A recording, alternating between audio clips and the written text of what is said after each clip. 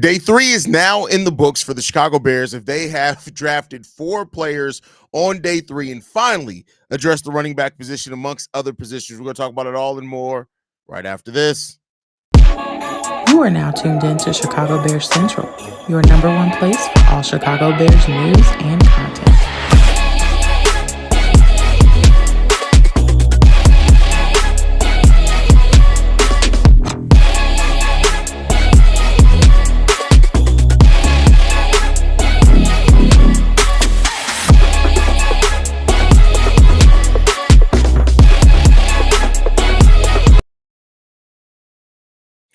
What's going on, Bears fans? Welcome to another episode of Chicago Bears Central, your number one spot for everything Chicago Bears related. I'm the host, Haize, but more importantly, you guys can follow the channel at Chi Bears Central on every social media platform we happen to be on. With that said, let's go ahead and get into this content for today. So the Chicago Bears made 4 draft picks on day 3, 1 in round 4, 1 in round 5, 1 in round 6, and 1 in round 7. The Chicago Bears overall in this draft make 8 draft selections, but on tomorrow, we'll break everything down when it comes down to it. But let's go ahead and get it done and talk about it now. So the Chicago Bears start off their day here at round 4, and they end up drafting Ruben, Hippoly, the linebacker here, who led Maryland with 66 tackles last year. He's very fast linebacker. That's really the thing that really has stood out to him. And you look at any kind of draft analysis when it comes down to it, is his speed, 4.3 40 as a linebacker. Doesn't have necessarily the size that you usually look at under a Dennis Allen system. He's listed as 6 foot. Steve-O said he's more like 5'10", 5'11", but he is listed at 6 foot. And we'll see what happens there. The speed can make him really big on special teams for the Chicago Bears, right? When it comes down to that, he has really good effort, really good instincts when it comes down to it. But there's, of course, some doubt on how much is he going to be able to play in coverage, right? Because of his height and things like that. And overall, this is a project pick in a way, right? And maybe this looks different, right? The thing that I always like to go to in this case is that nobody really looked at Jack Sanborn turning into what he turned into for the Bears when he was an undrafted free agent. And so always leave a little bit of room for somebody to kind of surprise and things like that when it comes down to it. But, this was we'll see what happens here, right? The question is, when it comes down to this, is that how the Bears left running backs on the table when it came down to it. Cam Scatterboo, things like that. But overall, like, it is what it is when it comes down to it. Like, the Bears, they made a decision. They get Dennis Allen some a linebacker here has some really good speed when it comes down to that. But overall, like, we'll see. There's some question if he can play middle linebacker or weak side linebacker. And we'll see what happens with that under, Dennis Allen. But I'm trusting this coaching staff to really develop the guys that we got. And so Ruben Hippoly, if he ended up being a player for the Chicago Bears, whether it's just on special teams or more than that, we'll end up seeing. But 232 pounds, like I said, he's listed at 6 foot. And we'll see what he has. He had some instincts, right? The thing that really stood out to him is instincts when it comes down to him. And I think that those instincts could do really well for him as he gets into the NFL level. And we'll see. He's luckily joining a linebacker core that really, outside of Noah Sewell, he's going to have an opportunity to earn some snaps here in his rookie year. We'll see what he can do there. But, overall, he's going to add some depth at at linebacker. He's going to get a lot of crack at the special teams as well. And so they get Hippolyte here at round 4. Now, the Chicago Bears ended up trading back, as they've done a lot today. There were 2 different trade backs today, and the Bears are really playing with us. But with their 5th round pick at number 148, they get Zah Frazier, cornerback out of UTSA. Now, if you look at this guy and the way that he's discussed, he's 6'3", 185 pounds, very small player, right? When it comes down to the weight, 24 years old. So he's going to be a little bit older. He'll be 25, I think, by the start of the season. So,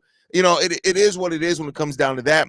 But he's really a cornerback version of Velus Jones. When you look at him, he gets to a position of getting interceptions, but sometimes he doesn't return them well, right? So things like that, that's the thing there with Zah Frazier. Overall, that's a little bit of a concern with the Chicago Bears. And again, I know bringing up Velus Jones is going to bring out some things, but he has speed, a 4.3 40 when it comes down to it. He has tremendous length when it comes down to it as well. And we know that Dennis Allen likes to use backs in a lot of creative ways. Now, I've seen some people say crazy things like, oh, this means that Tyreek Stevenson is out. Zah Frazier is not going to pass up Tyreek Stevenson, at least not right away, right? He's going to have to really work on some things, but I think under Dennis Allen's scheme, you can see maybe where that's going to shape out for him a little bit, right? The secondary is really set. Jalen Johnson, Tyreek Stevenson, Kyler Gordon, Terrell Smith, like those guys are locked in. Frazier's going to have to come in here and really compete for a role and be on special teams as well. But this seems like a pick where maybe it's molding, right? And you're hoping that you can mold something out of it. But he's one of the older prospects in this draft. And that's where it gets into a little bit of the concern with like the Velus Jones type things as well, because it seems like the things that he does well, he doesn't always do well or consistently. So it's like, it is what it is. He only started one season at UTSA as well, which is a little bit of concern when it comes down to it. But, we'll see what happens with that one. We'll see what happens overall. Then in, round 6, we got Luke Newman, the offensive lineman out of Michigan State. Now, this is a guy who's played multiple positions as the Bears have gotten with a few of their draft selections in this draft, players that can play multiple positions.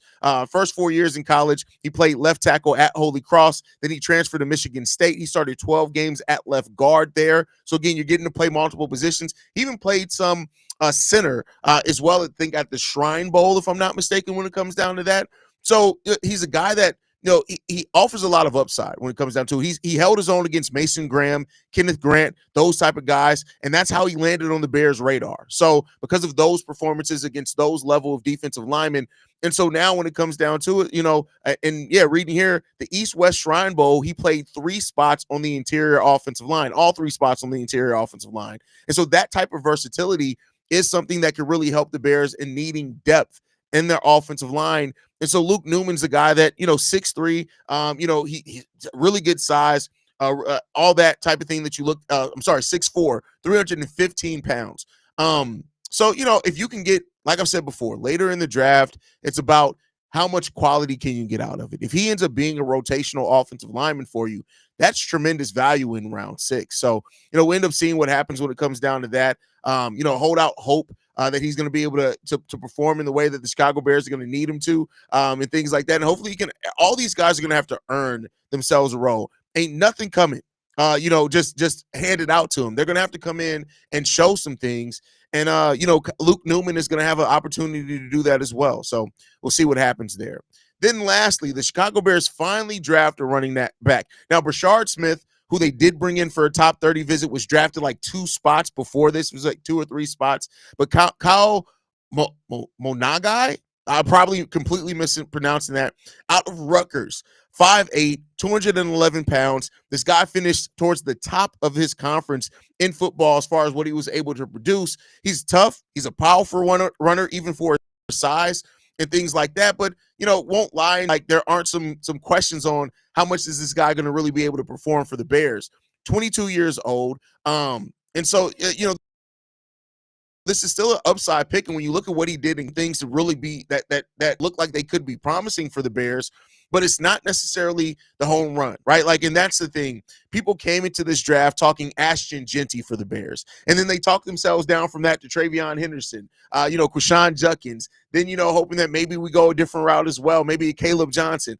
All those guys were off the board. And while Brashard Smith looked like he may fall to the Chicago Bears, and maybe that's why they felt comfortable in their positioning, it ended up not happening. But you get a solid running back here out of Rutgers. I think this is a guy that really has some upside for the Bears. Of course, it's not the sexy pick, right? It's not the attractive pick. It's not the pick that you're going to look at on paper and say, yay, the Bears did X, Y, Z. But that doesn't mean that it can't end up working out for the Bears. And like I said, I looked a little bit of his tape before getting to this.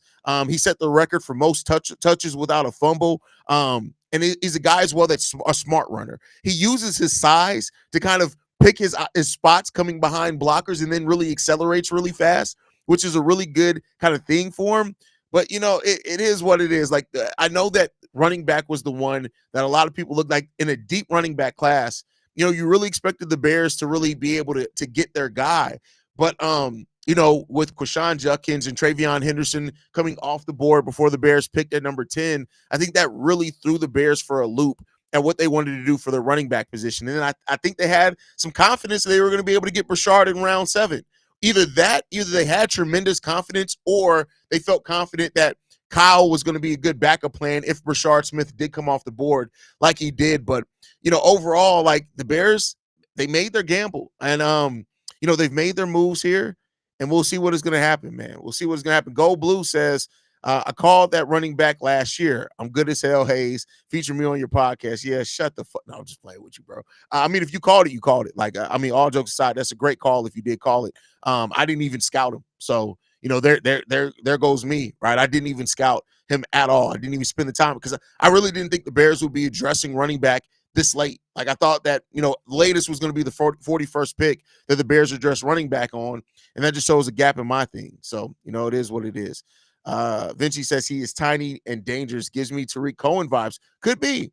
And, if that ends up being the case, the Bears find value at that pick. But overall, we're going to recap the whole entire draft and what we feel like it means on tomorrow's live stream. You guys know we stream live every Sunday all together. Me, C-Dub, and Bobby will all be live for that, where we can break everything down. So don't worry. We'll get it all when it comes down to it. But overall, I know that this draft, like this horrible draft, sorry, every other team's pick great except the Bears. See, no, I disagree with that. The only way that people can say that is that people who only know the big names. And that does not indicate a good draft. And I think that's what people are judging it for. They're judging it by whether they knew the name of the player or not. And that doesn't indicate whether it's a good draft. Colston Loveland is going to be a dog for the Chicago Bears team. Make no mistake about it. Luther Burden is going to be perfect at the slot. I think that Luther Burden at the slot can be similar to how we've seen Kyler Gordon really excel being at the nickel. That's what I think. Everything that you look at Luther Burden, there's been no doubts. None of the draft experts thought that he can't be a starter at the NFL. The biggest knock on him was, well, he's primarily going to be a slot.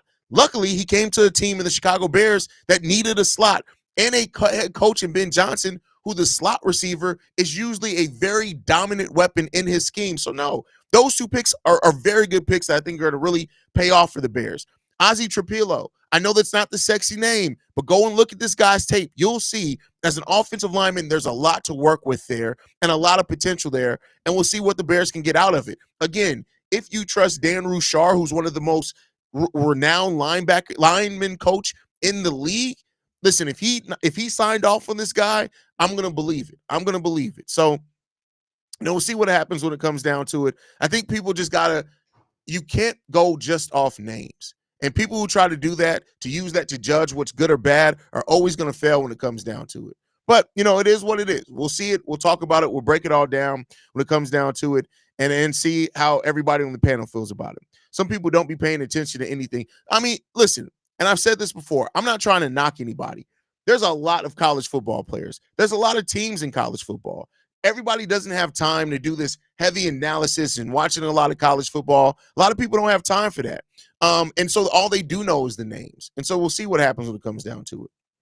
Why did we draft a wide receiver when we got one in free agency and we're going to run a 12 personnel? The third wide receiver won't the field if running 12. No, listen, under Ben Johnson, a 12 personnel, you're going to see a third wide receiver under 12 personnel.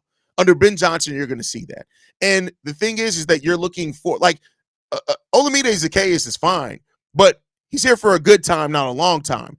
With Luther Burden pick, you have the opportunity to have your wide receiver 1, 2, and 3, all guys that are all basically on the same wavelength, all basically grow together. So, it is what it is when it comes down to that. Like, again, you got to look at how things are. And I'm not saying that I didn't want other players there at all, but I do think that the Bears really put in work, and you can tell that they really went deeper into their draft process than what a lot of fans did in making sure that they get guys that fit their scheme and fit their system. I think the Bears got some really good picks, and I think a lot of these guys are going to surprise Bears fans with how they're able to perform once they get under this coaching staff. I really think that's going to happen. Look, I can't be mad at this draft. We basically did fill with once, but this was all Ben Johnson draft, in my opinion. Now we got to wait till September. Facts.